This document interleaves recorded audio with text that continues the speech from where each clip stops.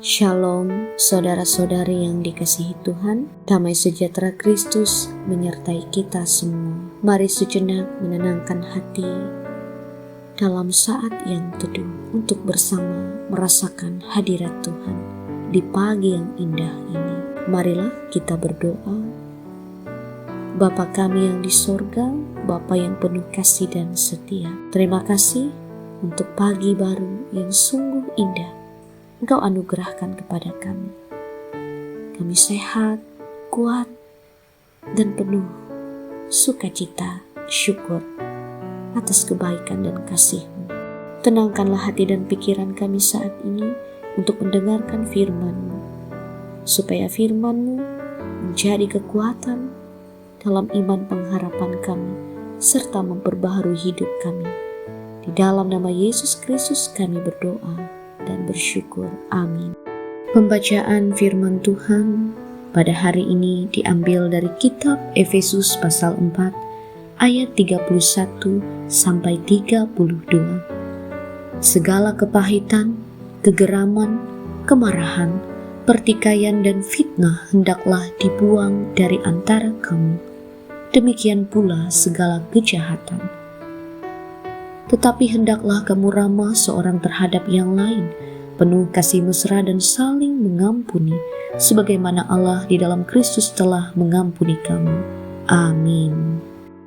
Saudara-saudari yang dikasihi Tuhan, bayangkan seseorang memakai pakaian yang sudah lama kotor, lembab, dan bau apek karena keringat. Pakaian seperti itu bukan hanya tidak nyaman dipakai, tetapi juga bisa menjadi sarang kuman dan membawa penyakit. Karena itu, orang yang sehat pasti akan menanggalkannya dan mengganti dengan pakaian yang bersih. Rasul Paulus memakai gambaran yang mirip dalam bacaan kita pada hari ini. Ia menjelaskan bahwa orang yang hidup di dalam Kristus dipanggil untuk menanggalkan manusia lama dan mengenakan manusia baru. Paulus menyebut beberapa pakaian lama yang harus ditanggalkan: dusta, kemarahan yang membawa dosa, perkataan yang melukai, kepahitan, kegeraman, pertikaian, dan fitnah. Semua itu seperti pakaian lama yang kotor. Bukan hanya merusak hubungan dengan orang lain, tetapi juga membebani hati dan hidup kita sendiri. Bahkan banyak orang yang menyadari bahwa hati yang penuh marah dan kepahitan bisa memengaruhi kesehatan tubuh kita. Pikiran menjadi gelisah, tidur tidak nyenyak, dan hidup terasa berat. Karena itu firman Tuhan berkata dengan jelas, buanglah semuanya itu yang lama dan tidak baik. Menanggalkan manusia lama tidak selalu mudah. Kita hanya mampu melakukannya ketika kita datang kepada Tuhan dengan pertobatan yang jujur, kerendahan hati, dan ketekunan dalam iman. Dan kita mengingat satu hal yang sangat penting.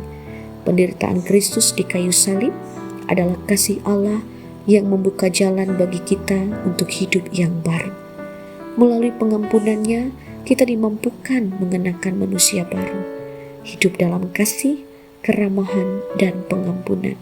Dalam saat teduh ini, mari kita melihat diri kita dengan jujur. Apakah kita masih mengenakan manusia lama dan membuat hati serta hidup kita tidak nyaman? Atau mungkin kita sudah mencoba mengenakan manusia baru, tetapi manusia lama itu masih juga kita simpan. Ketika yang lama dan yang baru dipakai bersama, hidup terasa berat dan tidak nyaman. Karena itu firman Tuhan hari ini mengajak kita dengan jelas, tanggalkan yang lama itu. Pakaian yang baru tidak akan terasa pas jika kita masih menumpuknya dengan pakaian yang lama. Tanggalkan manusia lama itu dan kenakanlah manusia baru. Hidup yang bersih, rapi, penuh kasih dan pengampunan sebagaimana teladan Kristus Yesus. Itulah kasih Allah bagi kita dalam Kristus, memperbaharui hidup kita, memulihkan hati kita, dan menghadirkan berkat dalam kehidupan kita. Tuhan memberkati. Saudara-saudara, marilah kita berdoa. Tuhan Allah Bapa kami yang penuh kasih, kami bersyukur atas firman-Mu yang telah kami dengar dan renungkan pada hari ini. Firman-Mu yang mengingatkan kami untuk menanggalkan manusia lama dan mengenakan manusia baru di dalam Kristus. Tolonglah kami ya Tuhan, supaya dengan hati yang jujur dan rendah hati, kami mau bertobat dan meninggalkan kepahitan, kemarahan, dan segala hal yang tidak berkenan kepadamu. Kami rindu hidup kami diperbaharui dalam kasih-Mu, sehingga kami dapat hidup dalam keramahan, kasih, dan pengampunan kepada sesama. Ampuni dan kasihanilah kami Tuhan di dalam kehendak-Mu yang sempurna. Ajarkanlah kami selalu setia dan taat pada kehendak-Mu.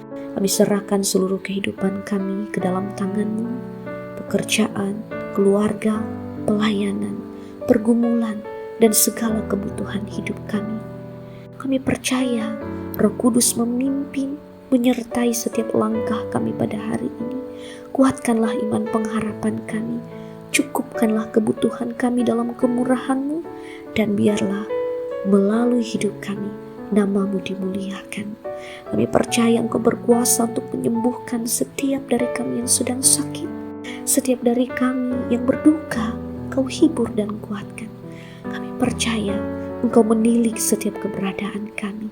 Ajarkanlah kami selalu berharap dan berserah ke dalam kehendak-Mu yang sempurna. Di dalam nama Yesus Kristus kami berdoa dan mengucap syukur. Amin.